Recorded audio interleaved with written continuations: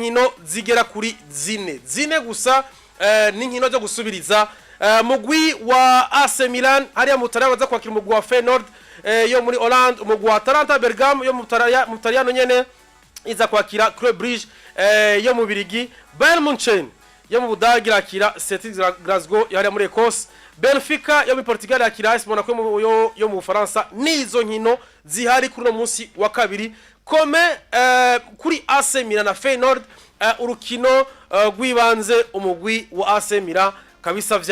vyaranse batsindwa igitsindo kimwe ku busa. N'urukino rukomeye rwa UEFA Champions League ubonashima ruriko n'intuze ruriko n'ibikorwa byinshi bivugwa kuno munsi kubera ko uburongozi bwa AC Milan bwagiye no munya Portugal munyereza nyubusi zina je no munyereza equipe ya AC Milan n'uyu bamubwiye bati ukara mu gudatsezereye equipe ya Feyenoord uratana mujane nayo yitwa Conceição n'umunya Portugal bati wowe bina bintu kuno munsi kora gasuzuguro equipe ya Champions League mu myaka ibiri heze yashitse demi final ya Champions League uno munsi ngivire ngo muri playoffs itsinzwe na Feyenoord uno munsi uza kuba wakiye wonga kuri stade yiwacu kwera ariya imwe ngo bayita San Siro indi bakayita Giuseppe Meazza bivanye nimwe hagati ya Inter na equipe ya AC Milan yakiri bati rero nakazi kawe ko kugira ngo ukore neza bitwereke neza kuza kubikora birashoboka kubera ko zino match ino Champions League irimo surprise zigiye zitandukanye nakazi rero kaza gukomera hano ni do or die ni gupfa no gukira ntavyo vuga ngo no munsi ndaza kuguregeza uno munsi uraregeza naka aragutsinda bize kurangira wewe ibikorwa vyawe bibaye bigiye mu yabira. Equipe ya Feyenoord yo mu Burundi yakoresha akazi neza, home advantage yari province ikoresha neza iri muhira itsinde igitsindo kiwe kubusa. Uno munsi yatembera yagiye mu gisagara ca Milan. Jewe ndemeza neza ko equipe ya AC Milan irafise ubushobozi bwo gutsinda equipe ya Feyenoord. Wanashima n'abakinyira bafise. Yego. Mugaveza attention kuri equipe Menizi. Irazi neza ko equipe ya Feyenoord gutsindwa bishoboka. Kandi irazi neza ko isezerano equipe ya Inter na AC Milan novuga ngo abantu nibaza kuza bayifata nko kumenga nyene ni gitangaza kibaye cyane. Kubera AC Milan ni equipe ikomeye, ni equipe ikuze, ni equipe yogera kuno mwana novuga ko karite ndetse n'ubushobozi bwo gutsinda equipe ya Feyenoord irabufise. Rero zina equipe irashaka kuzisa mu mutwe ati twebwe tuzokora akazi twa dukina umupira wacu dushaye dutsindwe muga dutsindwe twakinya umupira wacu ivyo ikabikora nkuko izo bifise amahirwe menshi yo kurengana gusumba ay gutaha. AC Milan nayo ikaze bisi kibazo cyuko izavuga ngo no munsi tugomba cyo kina twapanitse birangira nta muntu numwe akoresha ishavu hari ishavu ritsinda nivyo mugabo ari giye kenshi ujanye ishavu equipe ga ukina umupira iri pose birangira ikwatse nivyo bari kurarondera kubera ko ari koresha ikijanye n'uburambe ndemeza ko equipe ya AC Milan bufise ikijanye n'ubushobozi ndetse n'umufana ashaka kuyifasha kuri stade yiwabo gutsinda equipe ya Feyenoord birakunda. Rero nakazi kuno mugabo Conceição ko kuri aburyo ashaka kubwira abasore biyiwe kuko ino equipe yagize recruitment nziza cyane mu kwezi kwa mbere kuzana witwa unomweriye witwa Kai Walker kuzana n'umugabo uno munya Portugal wao witwa João Felix gucuramvo ino se equipe iri mu bana bahungu ba Rafael yao yao batwena neza bari harya sawa equipe karite irazifise neza zo gushobora kugira zo gushobora gutsinda equipe ya Feyenoord ahubwo rero kugira kuno mwanya jewe navuga ko equipe ya Feyenoord sindaza kuraba muri 1xbet amanota bayihaye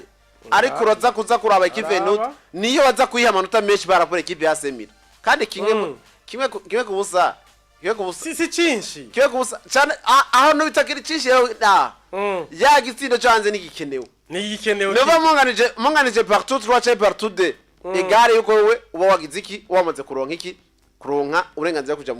muri prolongation no muri za tirobe. Rero je navuga ko bivanye n'ino bintu abana ba boss ba AC Milan bagiye munyemereza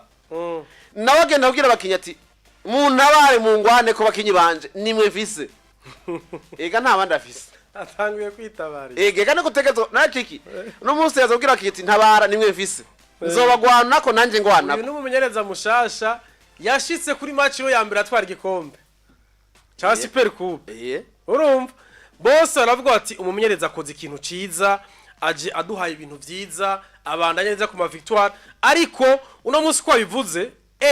ibintu birakomeye AC Milan bayihaye inota rimwe nibice amajana 13 hama Feyenoord bayihaye amanota 7 ni besi nako ni cya kindi cyo kuvuga ni kuvuga barabibona ko equipe ya AC Milan ibigwanisha cyangwa ubushobozi bwo gutsinda equipe ya Feyenoord barabifise kandi bari wabo rero umuzungu yirinze wanagira nkuko rimwe na rimwe aho nabonye yihenze hari kuri Madrid Man City Madrid yabaye ubushobozi Man City birangira Madrid itsinze uherutse muri Champions League muri ku munsi wa kabiri rero nakazi gakomeye biza gusaba ko equipe ya AC Milan ikora ariko biza kuhisaba ingufu cyane Feyenoord nayo bisa kweza yibagiye ibyabaye muri match ya mbere ni 0-0 nuva tuje kurona intsinzi do or die twatunganiriza iwayo cetu ati nuva nukunga yace no guhatsindira ati bavuga ati twopfuma basi dugira iki tunganya bisi banganije kibizo birenganye bwizo bisiga itsindo cyo ati ngayo bari sawa tinahandi ho aba tukabakanya nibiza koro oya asemira atsinda kubera ko ubushobozi rabufise hariya uwitwa Zlatan Ibrahimovic kuri conference of press yatanze yavuze ati uracari mu kibugo ndasavye oya abanyumesha makuru ampaye je baza ahubwo muri no misi aboneka cyane gose muri AC Milan muri staff oya yavuze ko igibe ikunde cyane ahubwo ashobora kuba zogira inoze no mugabo byento no muri vestiaire basanga akabafelicita akavuga ijambo bose bagahora none rero grand joueur kandi ikindi kintu bateza kumenya Zlatan ndamubona mu minsi amateleviziyo akomeye y'uburazo muguru Rozi ntatse mugoro kwera ari umuhinga mu kujye no ari umuconcert akomeye atwatuntu sinzi kurabona baye bagabo za Sky kazana nk'umuntu akakugira ngo Jesse ibintu naka yakinye oya ariko Jenny baza mu migwi yose yaciyemo hari umugwi yakunze kuko ujya n'umuntu yatembeye gose igeze kuvuga yarakunze Milas gose igeze kuvuga muri Milas Zlatan Ibrahimovic yavuze ko hamwe nabo musaba yavuze kuitwa uno mugabo witwa Joao Felix uno mugabo witwa Leao Rafael Leao yavuze ati urazi ko mu minsi yazavuga makuru ibihuha byo kuja muri Madrid byo kugenda muri Paris Saint-Germain byo kugenda mu Bwongereza yavuze ati hamwe Leao yonsaba kuguma muri AC Milan nako yonsaba umugore wanje kugira ngo muri AC Milan no mumuha urumva ko ni kuvuga ni kakindi bavuga ko arazi showbiz kabisa oya ni basi yashatse kwerekana ko menga arabiku equipe niyo ku mutima kuryo itangira ikintu cyose ashoboye kugira ngo ibe nziza kuko nawe ikintu yakoze yashoboye kubwira abarorerezi hari abita batifuzi arababwira ati ndabasavye mwarabonye ivyadushikiye hariya muri Hollande ndabasavye dusidukane niyonka tuze gushigikira umugwi wacu wa Mila AC ati kuko mwarabonye ivyabaye ntitwifuza ko bisubira kudushikira rero ndabinginze ku bwanyu mwese muze nkuko yabivuze ati yatanze conference de presse ati ku munsi wejo abarorezi bacu murakenewe cyane gose ati bararonse akakaryo ko kudutsindira iwabo kuko bari muhira hari Rotterdam ati natwe kuri uno munsi azoba ari match itandukanye ndasavye yuko hoza abarorezi barenga 80,000 kuri tele kugira ngo dushobore gushwanyaguza umugwi wa Feyenoord rero Zlatan avuga ati biracakunda birashashoboka hariya n'umugure uvuze uti Mila AC dufata kwifisa amahirwe ubu ya menshi cyane ni samahirwe arenga ibice 65 ariko bidasigura ko kibe ya Feyenoord nayo itazi serie kibe ya Feyenoord muyibuke neza ko ine ni kibe yagira akora mujisho kibe zikomakomeye ine kibe yafashe Man City itsinda bitatu ibatsinda bitatu kubusa ine so yatsinze Bayern Dominic bitatu ahubwo Manchester City yari igomboreye ko banganya bitatu kubindi amija gutsinda kibe ya Bayern Dominic bitatu kubusa uno munsi je gutsinda uno munsi raje itsinda kibe ya AC Milan kiwe kubusa ntagiye utangaza n'ubundi garutse kabereka ko bikunda icabaye bijya muri football ho bavuga ko football ni science nyene itari exact nyene urumva n'ubundi pronostic ni nyuma y'ibibaye equipe era domine Milan yarakinye irarenga amagori menshi ariko Feyenoord ironka occasion iragerageza iratsinda iravuga ati twe turabatsinze mwe vyanse ko mutsinda twe biradukundiye bashira igitsinda hariya uwitwa Pixao ashira mu gitsinda wewe ikintu cabaye ntukizi igitsindo cabonetse batarinjira muri match neza ku munota wa gatatu Pixao aravuga ati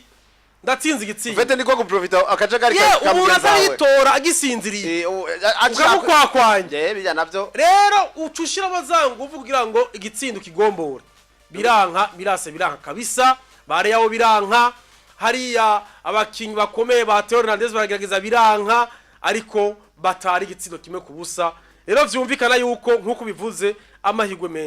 menshi atwengera umugwi wa Mirase kuri no munsi nibaza ko natwebwe yo binkuru ku munsi weje mu gatondo tutuze tukumva ngo ikipe ya Mirase yatashe ariko twe nituza tuvyutse match yagiza kuba kare za kubisa 1:45 ni match naza ko vyoza kuba inkuru mbi mu gihe match ya kabiri ya Bayern canke izindi ziza kuba saa 4 z'ijoro twokuma ngo ikipe ya mbere ya Sezero ni ikipe ya Semira yo bari inkuru mbi cyane kubera ko yo bari inkuru mbi kabisa kuba basi inkuru mbi ko mutere gusa yo bari inkuru itangaje Lega Bataliano bazahuye n'ibibazo kubera ko equipe bafise muri weekend de finale d'office ni equipe Inter do Miragusa Atalanta ariko bishobora bya Barcelona yabisitemo amazi Atalanta twize ko nayone ora rero ngaha hariya Simon Martignac niwe unyapolona za kwa kriti ya match ni muhagarikizi mwiza cyane bakora kwa match akomakomeye akomakomeye kuyindi match rero ya Atalanta na Club Brugge rero hariya mu Bubirigi twaraye turavuga ngo Atalanta ingene imeze izi equipe zo turavuga muri weekend iheze zose sauf mu gasemira ndabe gatoyi kuri AC Milan ariko Atalanta Napoli Inter do Milan nta nimwe yatsinze weekend muzungu yikaranye iyi weekend Milan AC kumbure Milan yaratsinze Empoli yaratsinze Empoli biri kubusa rero urumva bari muri seri nziza ariko Atalanta hariya Atalanta ntivyagenze neza kuko yagize iki ku munsi yaratsinze Atalanta bite bitanu kubusa umugwa Hellas Verona niba ntihenze yego ariko itsindwa na Club Brugge bitsindo bibiri kuri kimwe Atalanta iratanga iravuga ati baradutsinze ku 15 Jukla atirikito cha mbere ku munota wa 11 Pazari cha kigombora penalty yaboretse ku munota wa 94 Nilson agishirayo bataha kabisa bavuga ati turatsindiwe mu Bubirigi mbe bizogenda gute ari iwacu nibi mbona ndabona na Atalanta hariya uko vyari bimeze ntivyari bimeze neza nabo batangaye mu bandi bavuga ati Club Brugge atweretse bashobora kuza Club Brugge akavuga ati tuze kuzibira iyi equipe vyose birakunda ariko nkuko ndabibona hano ndabona umugwi wa Atalanta uravye igice ca mbere Atalanta waromeze nabi kuko no gutembereza umupira Club Brugge yari imbere yabo haba mu gice ca mbere haba mu gice ca kabiri ariko gutera mu igori bari bangaye mu gice ca mbere igice ca kabiri nahone Atalanta niyo yatemwe igori inshuro 3 batrazibiri ariko muri match yose urona yuko Club Brugge yakinye Club Brugge ni equipe twabonye nagoye nde Man City gihe bakinye bari kumwe mu mapur Club Brugge niyo batangwe igitsindo Atalanta na Man City bera itsinzi z'ibindi bitsindo ariko ni Club Brugge mbona yuko Atalanta burya ndabona Atalanta ifise amayo kuri muhira ariko si ikintu cyo kuvuga ngo coroshe kutora Atalanta reba yihamanota ngahe kuri 1xbet Atalanta bayihaya ngahe ndababwire ko ni nota rimwe n'ibice bitanu urumva kuri Atalanta cyane kuri Club Brugge ona yuko uno munsi umuzungu yagerageje gutanga amanota yagerageje gutanga amanota inota rimwe n'ibice 556 kuri Atalanta n'amanota nako inota rimwe n'ibice 556 hama kuri Club Brugge amanota 6 n'ibice 71 ni caki nabwira ki erega equipe be Club Brugge kuno mwa dushaye tubiharure n'ibiharuro Club Brugge no munsi yatsinze Atalanta ngo nuko yayiruta oya ni ya factor chance yaje kubafasha iza kugira iki iza gutuma equipe iza mu bihe vyayo vyiza kugira ngo equipe igaruke kuza imeze neza ariko ni ekipe ya Atalanta yari buze ngo mu bakinyi bayo werutse ekipe ya Atalanta ntiyagira n'umugabo w'umunya Nigeria no witwa Ademaro Lukman Ballon d'Or Afrique rero gutsindwa na ekipe ya Club Brugge bakabatsindira iwabo ongera koko ekipe ya Club Brugge iyo yari muhira kandi wumvirize na cha kintu cyitwa facteur chance ekipe ya Atalanta cyayifashije ikijanye no kugira iki no kuronka penalty à dernière minute nico cabisha ubundi bwo bari kuvaho score Renil yego nico cabisha rero uno munsi ekipe ya Atalanta igomba ikine na ekipe ya Club Brugge twibuke neza ino ekipe ya Atalanta ni ekipe imeze gute ekipe nziza ekipe ni mwaka weze ni champion d'Europe muri Europa League ino ekipe ya Super Coupe ya UEFA Madrid mu kwitsinda ntivyayoroheye uno munsi no ekipe zageze yabone muri Champions League shaka akarorwa ekipe ya Barcelona banganije ekipe ya Barcelona kirahezagurika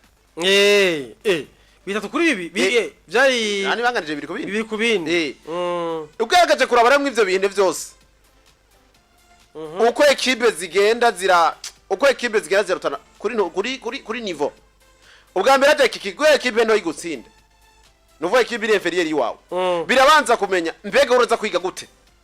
ino ekipe muri ko murakina kuno munsi wewe uri kugerageza novuga gute uri kugerageza afete usanzwe uzi imikinire yayo system de jeu yabakina gute ivyo ushaka kubizi gure ekipe nka Barcelona ushaka kugenda kuraba highlight video zabo match zabo ukazibona Club Brugge ugiye kwirabona niveau européen isanga ku match zikomeye ni n'umunyeguri wabo yabaye mwiza rero hari gihe yarakuye imipira myinshi cyane gose mwakino gihe iyo yabaye na match meniza ubona umukinyi mwiza ubona umukinyi nako ubona mu equipe twita karimbi ije ugira revelation bivanye n'ikindi nuko ije gurana equipe ikomeye no muzashaka ko abakinyi b'equipe ya Club Brugge beza mugabo tutahora tubona kubera iki bari muri champion itari nziza rero baje kuri scène européenne bagitegeza kugaragaza kugira ngo nabo bidandaze kubijanye no ku musoko mpuzamakungu rero Atalanta uno munsi ni Dordai umunyereza wabo uno munsi ateza gukora ubushoboka byose kugira ngo arabe neza ngene aza kuba ahagaze kugira ngo bano bakinyi n'ekipe yifashe ko ekipe ya Atalanta tusubiye n'inyuma ekipe ya Atalanta ifite ibaruro bibi yego kabisa Manchester rero gukina nasubiye n'inyuma muri Manchester rero gukina ira gutsinda match imwe yumviye mwico gihe rero ubona neza ko ekipe hari ahantu itari nziza cyane cyane mu kijanye n'iki na zino nkino za Champions League rero cyo yisabiki bisaba ko kuko match rero kubahuza ekipe ya Atalanta yanganije na ekipe ya Cagliari burya hari ku munsi wa gatandatu yega ni match nihenze yanganije Cagliari navuze nti ekipe zingahe zine zose za mbere zo muri Serie A nta nimwe yatsinze Napoli yaranganyije Inter de Milan iratsindwa Juventus Atalanta ingana na Cagliari yatsinze AS Verona hari kwigenekerezo rya kabiri ry'umunani kwezi kwa kabiri ni kuvuga weekend de la semaine passée apani weekend de la semaine passée yindi kwiri iheruka ico gihe inyuma yaho naho yaheruka gutsinda Cagliari hanyuma itsindwa na ekipe yande ya Club Brugge mu nyuma yaje kumwe na ekipe ya Verona nako ya Cagliari muri Cagliari hama werutse yatsinzwe na ekipe itariki zine na ekipe yitwa Bologna igitsindo kimwe kubusa ugacugaragaza kuraba mwito byaruro byose biteranije na Torino yabaranganyije ku itariki imwe zo kwa mbere no kuvuga kuva kwezi kwa kabiri gutangura kipe ya Atalanta yaza gutsinda urukino rumwe rwa Hellas Verona ibitsindo bitanu rero uvashe muri ekipe muri match 5 yatsinzwe mwo zibiri tsinda rumwe mu byaruro byo kurumva ko byaruro bitameze neza nimeze neza kabiri ariko nayo sivyo byaruro bitameze neza hari ico byavuyeko ifite imvune nyinshi uno munsi nigira witwa Mardini ari mu mvune witwa Kasuno ari mu mvune ntashaka kuyana no ku munsi Lukman mu mvune Daniel Mardini mu mvune Gianluca Scamacca mu mvune nawe mu makinyi Giorgio Scarvini mu mvune Isaac Yen mu mvune Odilo Kasuno mu mvune Sid Kolasinac mu mvune na Suleiman Kamardini ari mu mvune abo mbona bataza kuboneka kuri match no munsi kuno mu biri officially bataza kuboneka n'uwitwa Skamaka n'uwitwa Scarvin n'uwitwa Martini n'uwitwa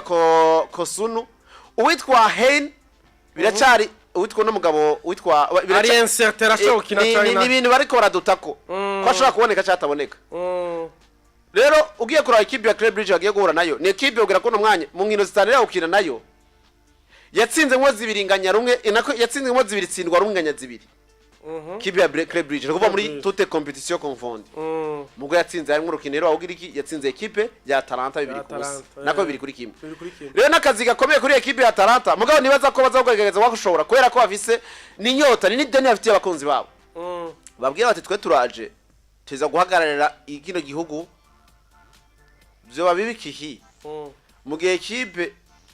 yari vise uburenganzira yari shaka kuronka uburenganzira gushika muri huitième de finale d'office idaciye muri barrage yitsinda Barcelona kuko yarangije mu kibazo c'icenda hama iri ku muryango hama igariza gukorwa na ekipe ya 24 kuko yahuye na hagati ubwo ekipe y'icenda n'icumi yahura hagati ya 23 na 24 rero ugiye guza gusanga ivyo bintu bibaye nkuko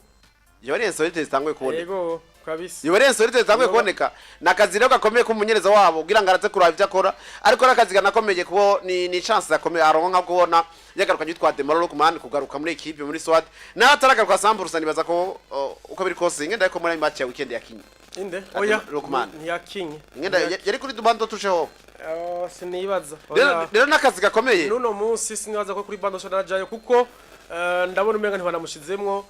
ico mvuga iyo match ya Club Bridge ndetse n'umumenyereza hari ya Gasperini byaramushavuje kuko penalty yabaye ni bimwe umu defenseur yakurikiye umupira bimwe uja guproteger umupira ugashaka wagize ukuboko ubwo kwiwe kuja mu maso umata kwa Club Bridge umuhagarikizi ati iyo ni penalty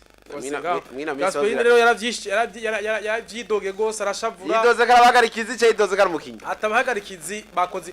umukinyi wewe urumva amushira ukuboko gutyo gusanga gusoma mu maso hayo uyu musama mbaga ko ari penalty rero ni kintu atari ciza na kuri inde kuri Atalanta iyo itashoboye kugira iki kubasi kunganya kure ni hariya mu Birigi uno munsi nibaza yuko biha akazi gakomeye bisaba ufite bisaba ingufu zikoresha ingufu inshuro zibiri kuzo bakoresheje hariya kubera ko ni match utayitsinze biza kuko bana ibibazo ariko Gasperini nawe numwe mbamenyereza nize ko baza kubikora yego match zo mu Bitaliano ziroroshe uno munsi bari favori bashobora kutanatsinda mbwa bari favori gutsinda no kuba favori biratandukanye resultats zo mu kibuga zirashobora kuboneka ariko kandi gutsinda kwavyo navyo ni favori Jena ndiko shaka kama yanje kuri 1xbet sino kwigera nshira kuri equipe zitarizo nuko rero ko yamaze kubabwira ya mbere ashize ko ni Mira AC ya kabiri ni Atalanta urundi rukino je navuze ko ziri favori navuze ko ziri ibintu byo gushira kumwe wese urundi rukino gogo goroshe ni Bayern Munchen yatsinze ibitsindo hariya bitatu umugwa Celtic ugiye hariya muri inde iwabo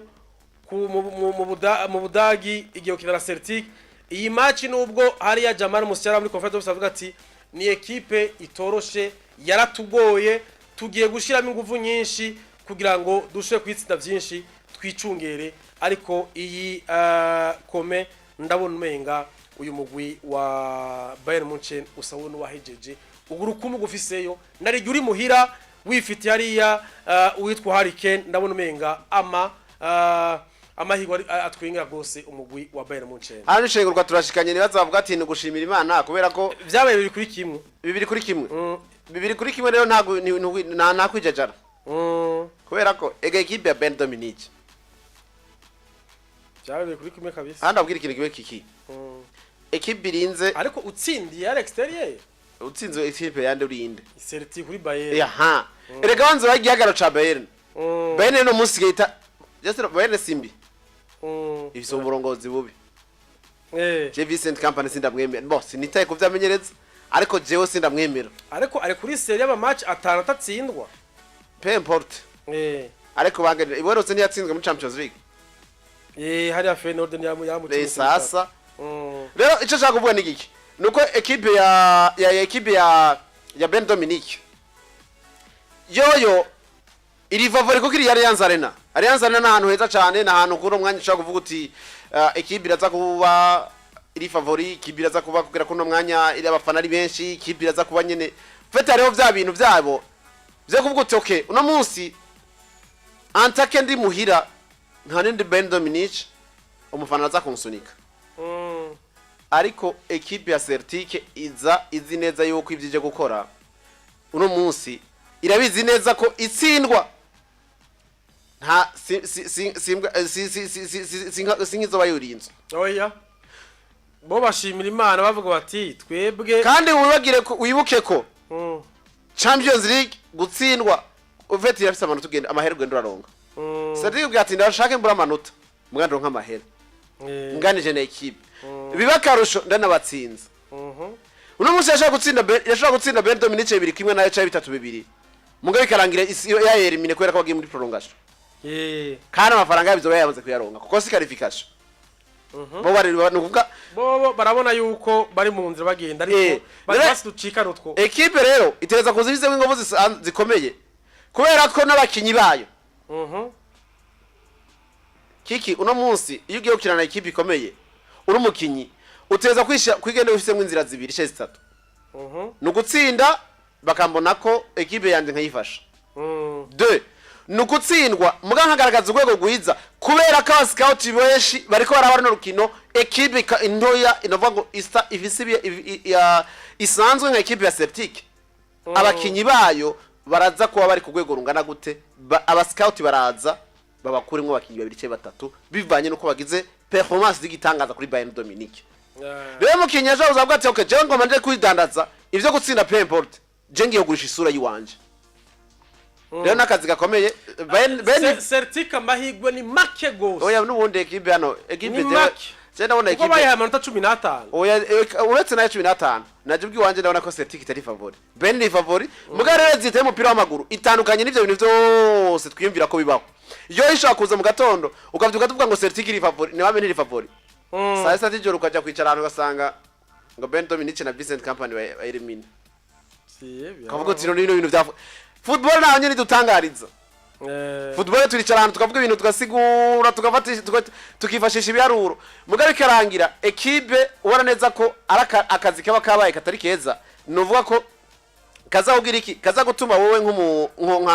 nk'umumenyerezo w'ekipe ndetse nk'umufana w'ekipe bikugora ariko jewe naje uretse Jamal Musiala ndetse na Vincent Company byo basiguye muri conference press simbona ahantu byo cyo gira Celtic sinde Bayern kiretse biragoye wa mupira nyene utagira umupira ntugira ibanga umupira ibintu byose ni kuri tapi urakina ariko uramenya neza ko niyo shika sur terrain synthétique umupira ushaka gute erega nibi nakubwiye twatanguriye ko vya Milas yatsinzwe na Feyenoord igitsiko kimwe kubusa mu mwanya wa mbere ujya munako kwanje umwanya wa mbere avance irakenewe sinze abantu bakunda kugenda no mu ngwano nuko abantu bagenda guteramira ahantu ariko no avance irabafasha kuko bashobanguranye wa mbere yamaze kuronka iciwe yamaze kukironka kabisa nuko rero umugwi wa Bayern Munchen ufise amahigwe menshi barohe n'amanota make inota rimwe n'ibice 10 na bingahe aho nta kintu kiba kirimwo dusimbiye kuri match yande ya Benfica n'umugwi wa Monaco. Iyi match yama iyobeye aba bari kumwe muri Mapure urumva basi tuva mu Mapure barahuye muri forma bataraja muri match za barrage bahuye kino mupira Monaco yari iri muhira kino mupira Monaco birakwitsinda batsindwa kimwe kubusa baronka ati tukura ya Wilfried Singo ku munsi wejo wame umunyako d'Ivoire mu ndwiheze oya uyo bakinye muri Champions League bakinye muri ya for bataja mu barabara match rero baca baratomborana kandi batomboranye umugwi wa Monaco wakira Benfica barakina bihera ari 3-2 kandi hari ya Monaco yasuye ku nkindi karata itukura oya ubwo Monaco yatsinze kiwe kubusa ambe Benfica yatsinze kiwe iyo ni boya sijya match ariyo match ya 3-2 ari iyo ni Mapure ndiko mvuga ngo no munsi muri playoffs match zaheze yabaye kiwe kubusa nundi equipe ya Monaco yose carton rouge carton rouge vyumvikana yuko iyi match Benfica yo kinira muhira mu match zose ndakubwiye bakinye Benfica ntiyari iri muhira urabe neza Monaco niyo yari iri muhira ndabiri ariko Monaco nayo nisibibaza Monaco reka ndagwa karorero kipe ya Monaco yaronse rouge ikina equipe ya Inter do Milan kuri journée ya nyuma y'umunani kime kubusa bari mu mapuro ni Benfica yagitsinze equipe ya Monaco yatsinzwe kimwe kubusa muri match yeruka ku munsi wa kabiri ku munsi wa kabiri zose ni Monaco yari muhiya niko ndaba yo mu myaka academic koko bakinye ni Monaco match zose bamaze gora Benfica uno mwaka ni Monaco yakiri kandi nta match ni miratsinda equipe ya Monaco ariko ngaha rero iyi match takubigoye ariko match are yari kimwe kubusa hari afise yabishizeho kabisa ndamushimire gose kibe kubusa kima cha Benfica kandi cha Benfica itsinze equipe ya Monaco yarose na carton rouge urumva uno munsi nayahe mahigwe ushobora guha Monaco gusira Benfica isanze muhira amahigwe ma equipe ya Monaco arahari equipe ya Monaco ni equipe nziza ni equipe iri jeune ni equipe yogera kuno mwanya novuga ko ano uze kunkundira nifashisha ibiharuro kubera ko nta kibazo equipe ya Monaco ugerageje kuraba ubwa mbere kiki nuko equipe ya Monaco match bakinye muri match zibiri zeruka Monaco yaronse rouge zibiri muri Champions League mwico gihe rero bicaye gusaba ko uno munsi ni boro Champions League umfashe kundabira bakinyi umfashe ni network nimeze neza umukinyi yaronse rouge abakinyi babiri baronse rouge kubera ko abo bakinyi babiri bari inserte wa mbere kuri 3 kuri 2 match ndabira ku match ya Inter do Milan bakinye journée ya nyuma y'umunani umukinyi wa Monaco yaronse rouge wa Monaco yego match ya rouge equipe ya Monaco na equipe ya Benfica aramukinyi n'umundi wa equipe ya Monaco yaronse carton rouge kuri Inter do Milan waronse rouge no witwa Christian Mawisa kuri Inter do Milan kuri equipe ya Monaco ubundi na waronse rouge kuri 3 kuri 2 vya Benfica ariko ni kera si vuba si vuba ndiko ngushaka kugira iki shaka kuba kinyo inserte kuri match no munsi yuno munsi wabaye nubu warose carton rouge kuri match Inter do Milan nari nko kubera match za Champions League ngo bikose rouge ni cyakuje munsi ya match zibiri uno munsi werutse yitwa Misrati yarose carton rouge kandi yari rouge direct ni zabaye jone zibiri zabaye zibiri mbona ibyo mbona ngaho imbere yanjye ni nabwo ni zibiri ni direct red card ni direct kubera ko nari riyenze ni direct ni zero jone zibiri uno munsi equipe ya Monaco igiye ukintagira witwa nde uno munsi riza ukira witwa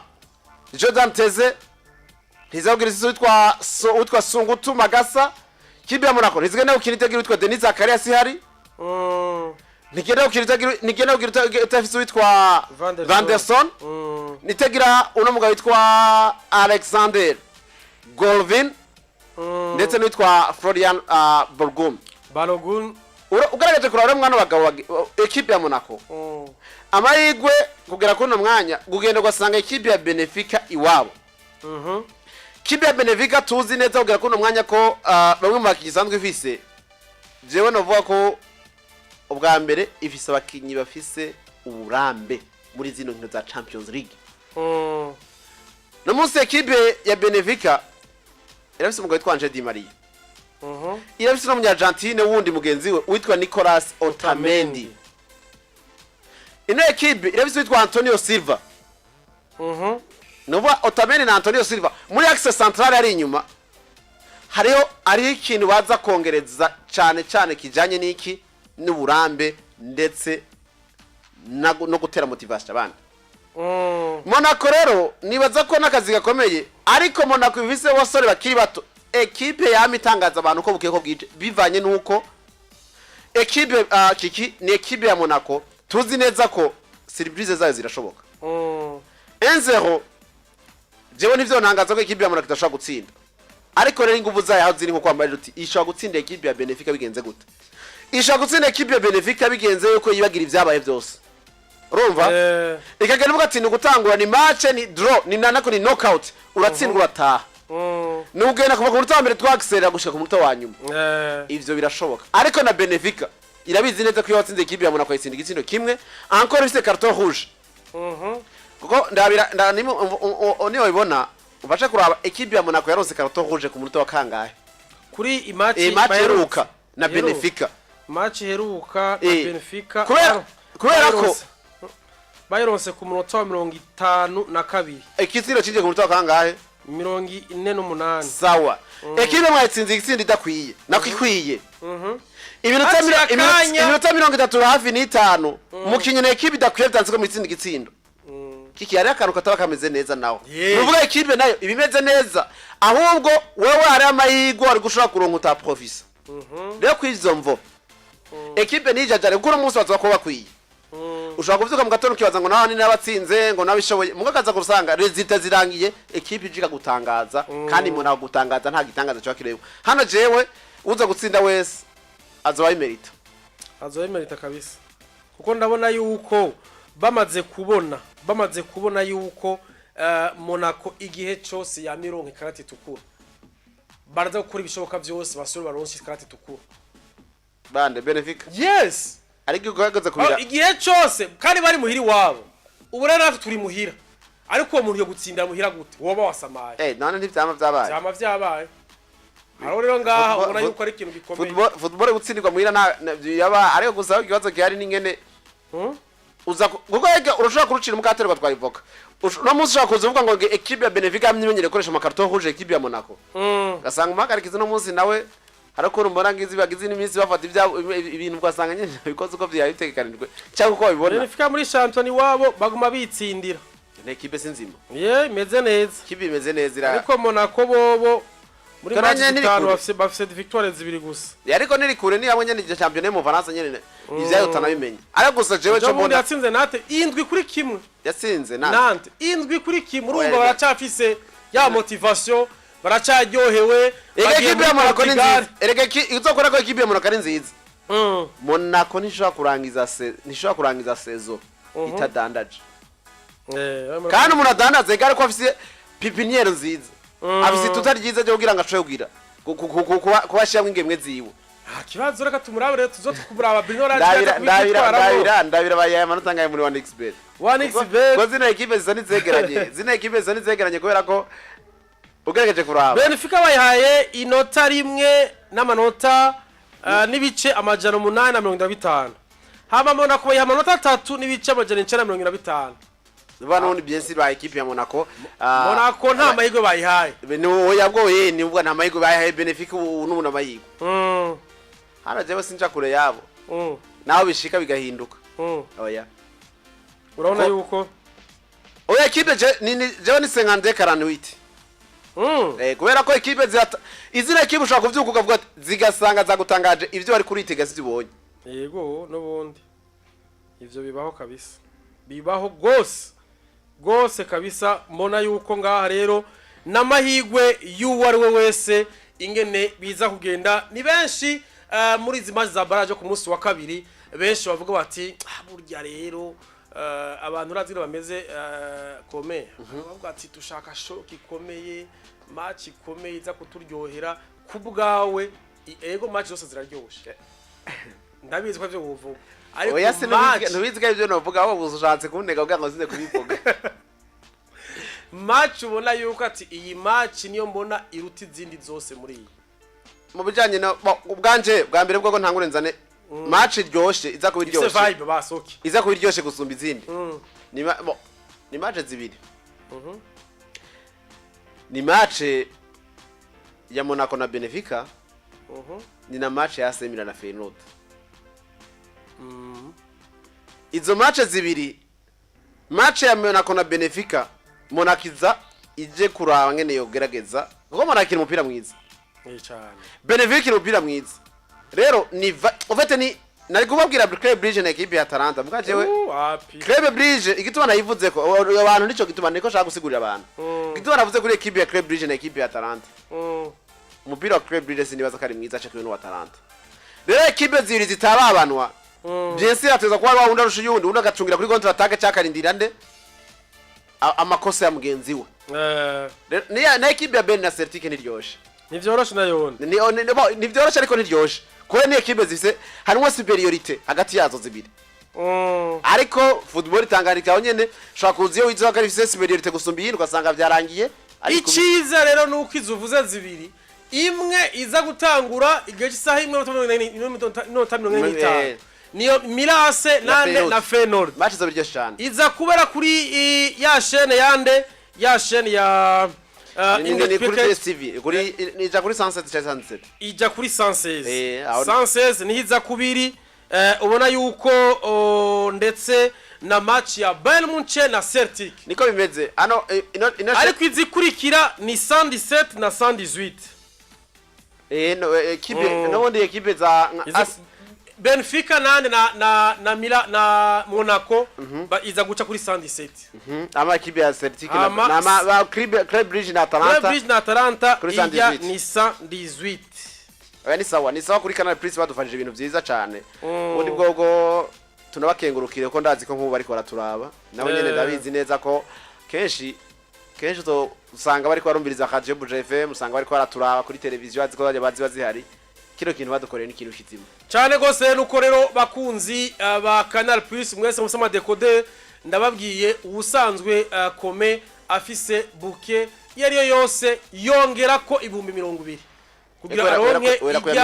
ya bouquet ya English package kugira ngo ushobore kurera kuri 40 ariko kuri 40 gora nowe bataze kuza kuya 20 ngo baraza kurongora kuri 40 hamwe ashaka ko 20 ikabiyo ya 60 60 ngo ashaka ko 20 tuyironka 80 kwezi kose rero nababwiye match zuno munsi isaha imwe n'iminota 45 kuri chaîne y'ijana 16 tuzoba turi nganka Bujumbura FM twashikiriza urukino ariko tubira Mirase na Feyenoord cyane